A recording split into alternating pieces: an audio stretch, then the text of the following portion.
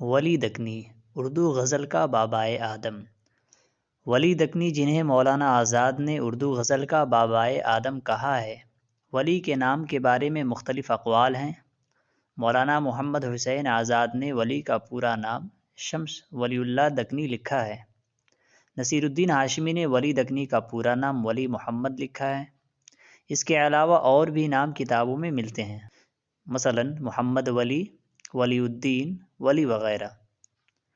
ولی کے نام کے بارے میں جس قدر اختلاف ہے، اسی طرح ولی کی جائے پیدائش اور وطن کو لے کر محققین کی الگ الگ رائے ہے۔ بعض محققین ولی کا وطن گجرات کو بتاتے ہیں، تو بعض ولی کے دکنی ہونے کے قائل ہیں۔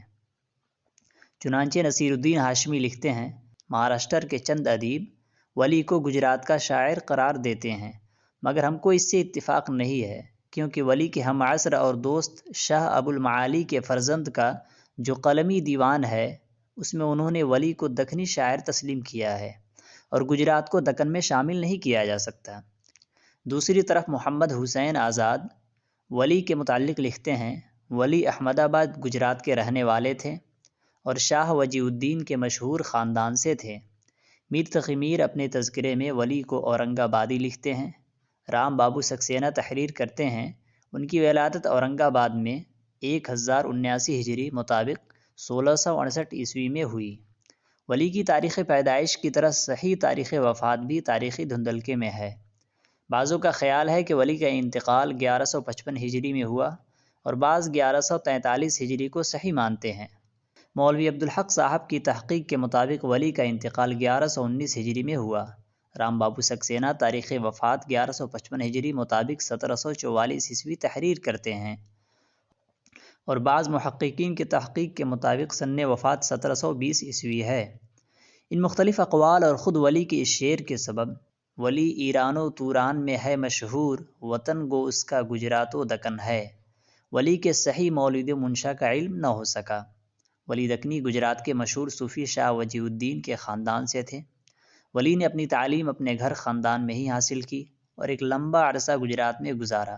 شاید یہی وجہ ہے کہ بعض محققین نے ولی کو گجراتی مانا ہے، لیکن ولی کی شاعری میں صرف اور صرف دکنی محاورات و الفاظ مستعمل ہیں، گجراتی الفاظ کا کہیں نام و نشان نہیں۔ چند اشعار دیکھیے۔ ہر ایک رنگ میں جو دیکھا ہوں چرخ کے نرنگ، ہوا ہے غنچہ صفت جگ کے باغ میں دل تنگ، جہاں کے گل بدنا جلوہ گر ہوئے ہے جہاں، اڑا ہے ان کی تجلی سو عاشقاں کا رنگ۔ اسی طرح کیا مجھ عشق نے ظالم کو آب آہستہ آہستہ، کہ آتش گل کو کرتی ہے گلاب آہستہ آہستہ، وفاداری نے دلبر کی بجھایا آتش غم کو، کہ گرمی دفع کرتی ہے گلاب آہستہ آہستہ۔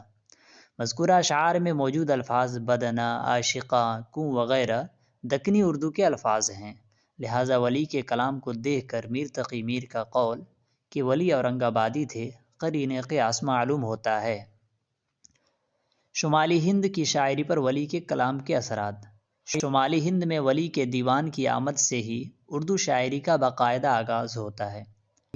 اس سے پہلے اردو سوائے ہندی دوہوں کے اور کہیں نہیں ملتی۔ 1720 عیسوی میں ولی کا دیوان جب دہلی پہنچا تو اہل دہلی حیران و ششدر رہ گئے کہ زبان ریختہ میں ایسا کلام بھی کہا جا سکتا ہے۔ اہل دلی نے ولی کے دیوان کو ہاتھوں ہاتھ لیا، ولی کے طرز پہ غزلیں کہی جانے لگی۔ ولی کے کلام کو میر سے پہلے وہی مرتبہ حاصل تھا جو آج میر کے کلام کو ہے۔ ولی نے اس وقت کی زبان میں عربی فارسی الفاظ شامل کر کے زبان اردو کو ایک نئی شکل عطا کی۔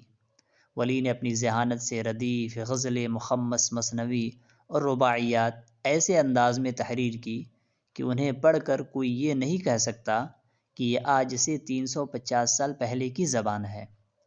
دیکھنا ہر صبح تجھ رخسار کا، ہے مطلع انوار کا، یاد کرنا ہر گھڑی تجھ یار کا، ہے وظیفہ مجھ دل بیمار کا، آرزوئے چشمہ کوثر نہیں، تشنہ لب ہوں شربت دیدار کا۔ ولی نے شاہ سعد اللہ گلشن سے اصلاح لی۔ ولی کی شاعری میں عربی فارسی الفاظ بقدر ضرورت ہے۔ ولی اس بات کے بالکل قائل نہیں تھے کہ شاعری کو عربی فارسی لفظیات کی کتاب یا لغت بنا دیں، ولی شاعری کے لیے آسان اور سہل زبان استعمال کرنے کے قائل تھے۔ سادگی، سلاست اور ترنم ان کے کلام میں جا بجا ملتے ہیں۔ بعض اشعار تو ایسے ہیں کہ زمانہ حال کے معلوم ہوتے ہیں۔